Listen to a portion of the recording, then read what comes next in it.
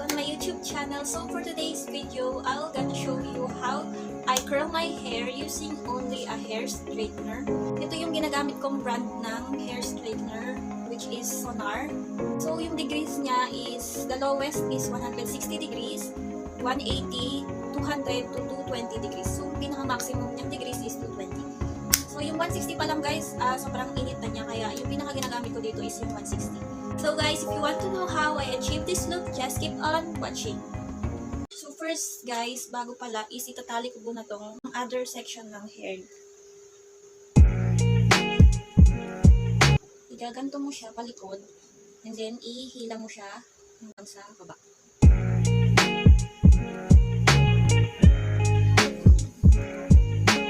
Tapos ikot palikod, then dahan-dahang hila.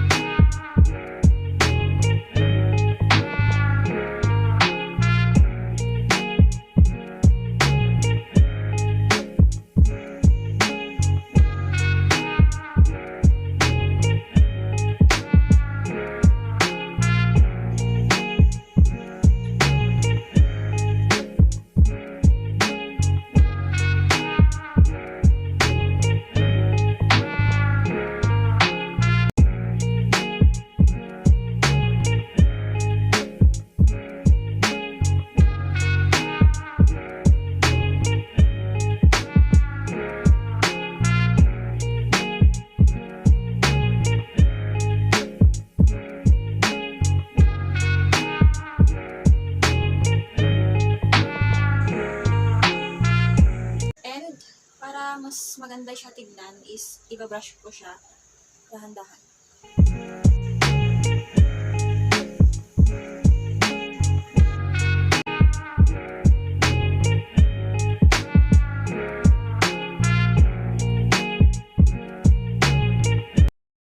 So guys, this is our final look.